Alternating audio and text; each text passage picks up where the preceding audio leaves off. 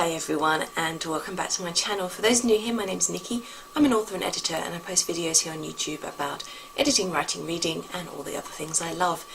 Now apologies for filming on the webcam in my study today and not setting up my nicer video in my library. It's actually a very hot day here in Adelaide. It's 8 AM and we're already at 27. We're heading for 41, that's centigrade, American peeps. It was the same yesterday and we got the same tomorrow, and it is so hot and I just couldn't face carting all the equipment and stand and everything in there. So I'm just doing them really quick and cheerful this month, just so I can film them early before it gets too warm to even sit in the study. I can already feel it coming through the curtains here, the heat, even though I've got the blind down and the curtains shut. So I want to get all my online stuff done on this PC as quickly as possible. So, in any case, we are here today to discuss films and TV that I've been watching during December to wrap up 2018. So I went to the cinema 3 times during December, which I wasn't necessarily expecting.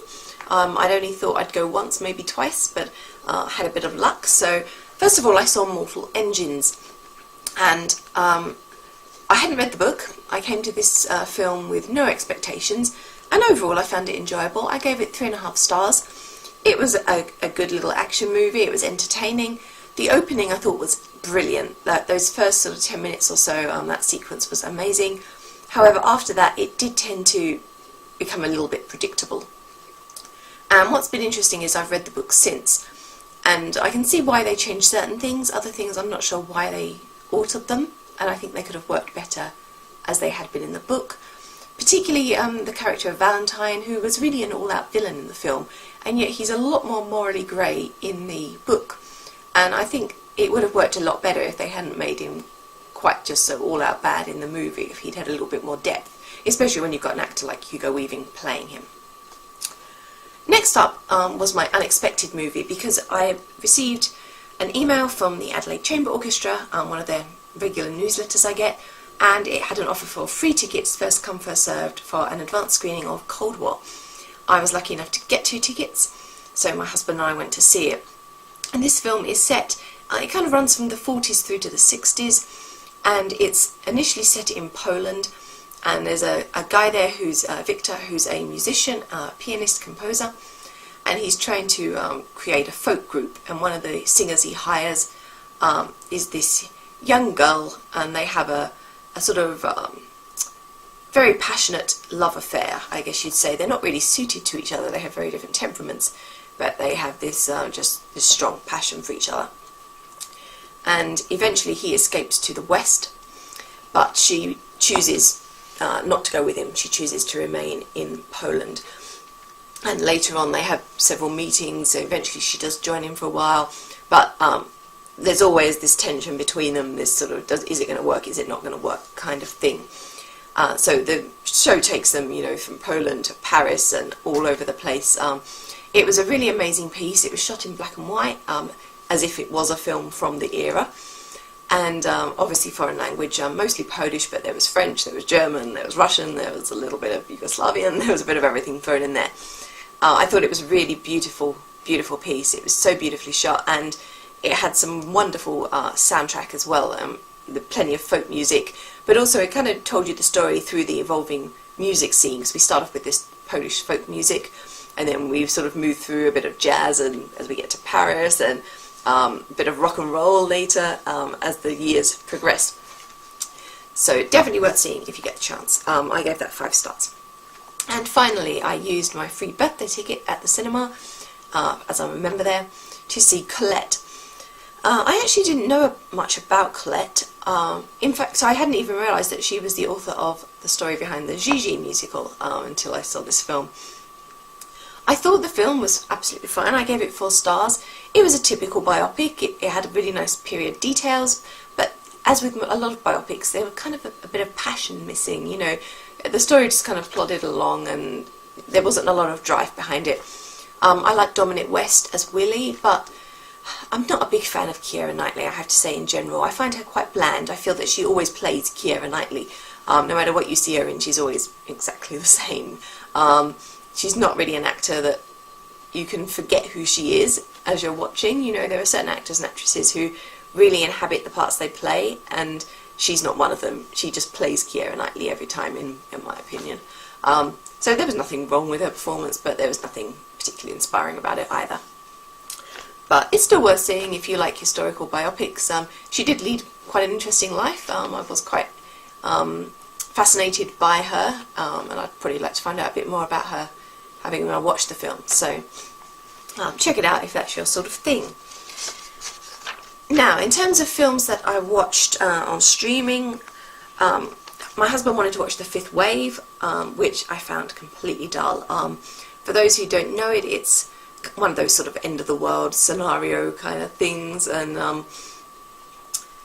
it was just so average, and I guessed what was going to happen miles before it happened, and I pretty much just ended up reading my book while my husband watched it, because that's how bored I was. So if that's your sort of thing and you just want something a bit mind-numbing to throw on in the background, then fine, but don't expect too much from it.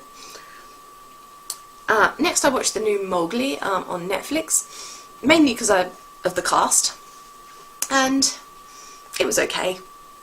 Again, I wouldn't rave about it. It was watchable. I thought the voice actors did a good job, but is it one I'd rush to see again and again? Probably not. So if you like the Jungle Book story, then you'll probably want to check it out. But it's not one that I'd sort of say you have to stake your life on seeing. And then we also watched Bird Box as well, and this one I liked. You know, if I don't really give the ratings quite so much to the Netflix ones, but I'd probably give it about a 3.5. It was entertaining enough, good performances from the cast, but it just didn't thrill me as a story. Again, I did sit and watch it throughout without fidgeting and that, but I could have done something else while watching it and been completely happy. I also went back on Netflix and watched an oldie, Altered States, from the 90s, late 80s I think it is, I haven't written it down, but 88, I think 89, something like that, starring William Hurt. This is quite funny. I mean, I remember watching it when I was younger, and I haven't watched it in years and years, so it is quite amusing to go back and watch all the special effects now. For those who don't know it, this is a piece about a guy who's a scientist, essentially, a psychologist, and he's investigating the impact of sense deprivation kind of boxes, and whether it brings on hallucinations, and he ends up getting this special drug from another country which enhances that, and things start to go a little bit weird when he kind of almost regresses to a Neanderthal kind of stage.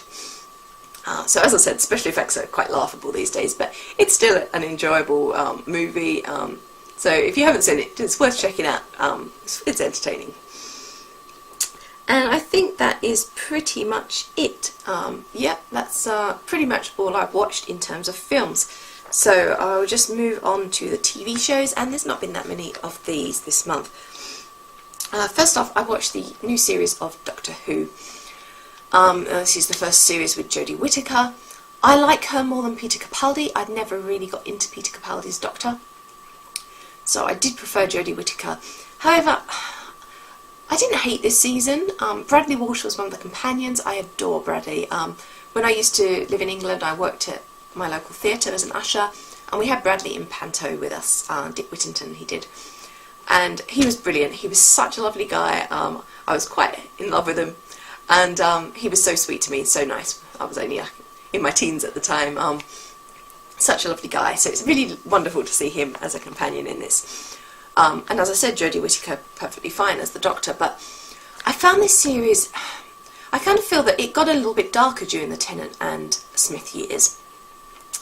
And then more recently, they've gone back to, I don't want to say childish format, that's not quite the right word, but they've kind of dialed it back a bit on the sort of darker, more adult aspect. It feels a little bit more like a kids' TV programme again, which for me isn't great. I sat through the episodes, but I did think, I'm not sure if I'm even going to bother watching another series or not. I'll see how I feel.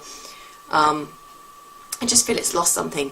And this series was really educational, and I have absolutely no problem with Doctor Who being educational.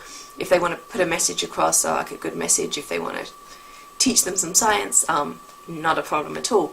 But in this series in particular, it felt really overt, and you were hyper aware that you were being taught something in every episode. And I think that kind of ruined it for me. It's okay to have a little subliminal message in the subtext, but it was really like in your face education, this series, which just didn't really do it for me. And moving on, I watched season 3 of Travellers on Netflix. This was enjoyable enough. I mean, I loved season 1. Season 2 I didn't think was quite as good, and this season's probably about on par with season 2. There were things I enjoyed about it, but I wasn't as into it as I was that first season. But if you've been watching, then it's worth continuing on. It feels like a bit of a conclusion. I haven't looked online to see if there's any notice about whether it's ending or whether they're doing more.